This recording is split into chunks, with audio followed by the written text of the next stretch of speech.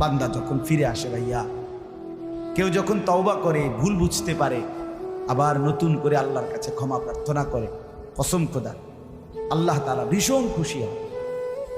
হাদিসে আছে আল্লাহর কোনো বান্দা যখন তওবা করে, আল্লাহ তখন ফেরেশতাদেরকে বলে, আমার ফেরেশতারা 7 আসমান আর জান্নাত সাজিয়ে দাও। ফেরেশতারা জান্নাত সাজায়, আসমান সাজায়। ফেরেশতারা ডেকে বলে, রব্বুল আলামিন কি হলো যে কারণে আসমান সাজাইলেন, জান্নাত সাজাইলেন?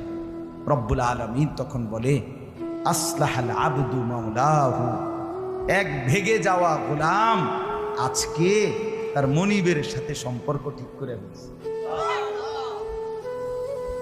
আল্লাহ আল্লাহ বলে, আমার এক গোলাম আমার থেকে ভাইগে গেছিল রে, অনেকদিন ওই আমারে সেজদা দেয় নাই, আজকে দিছি।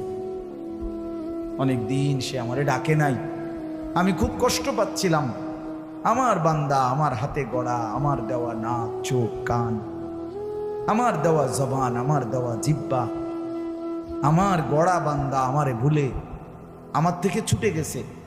আজ আমার সেই ভেগে যাওয়া বান্দা আমার কাছে ফিরে আসছে। লাল্লাহু আশাদ্দু ফারাহান বিতাওবাতি আবদি, নবী সাল্লাল্লাহু আলাইহি সাল্লাম বলেন, আল্লাহ তাআলা ভীষণ বান্দা যখন তওবা করে।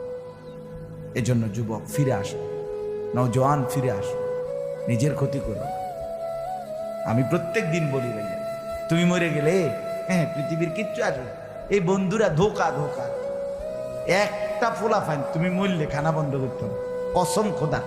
তুমি লিখ কেন, তোমার একটা ফ্রেন্ড এক লগে যদি বইয়ে বইয়ে বিড়ি খায়, তোমার লগে গাঞ্জা খায়, ফুটটা খায়, বাবা খায়, মদখোর গাঁজাখোর, একসাথে বইয়া উলঙ্গ ছবি দেখো, ওই জানোয়ারের জিজ্ঞেস করো বলে, আমি মরলে আমার ঠ্যাংটা ভাঙলে তুই এক বেলা খানা বন্ধ রাখবি।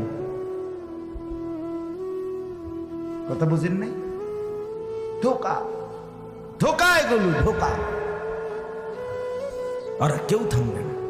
আরে আপন বাপ মরলে যেই সন্তানরা দিনের বেলা দাফন কাফন করছে, তারা কি সেই সন্তানরা, আপন সন্তানরা রাতের বেলা ভাত খায় না?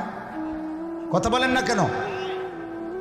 পাশের ঘর থেকে খানা রান্দাইয়ে আরো বেশি খায়, আরো একটু গোস্ত লাও, যেই কান্দাটা তুমি কাঁদছো আজগা। কি ভাইয়া? তাইলে তাহলে আপন বাপ, তারপরেও তো সন্তান খানা খায়, তোমার লেগে কাঁদবে কে? এর জন্য পৃথিবী আমাদের কারো জন্য থামবে না ভাইয়া, থামবে না। সামনের গাড়ি অ্যাক্সিডেন্ট করে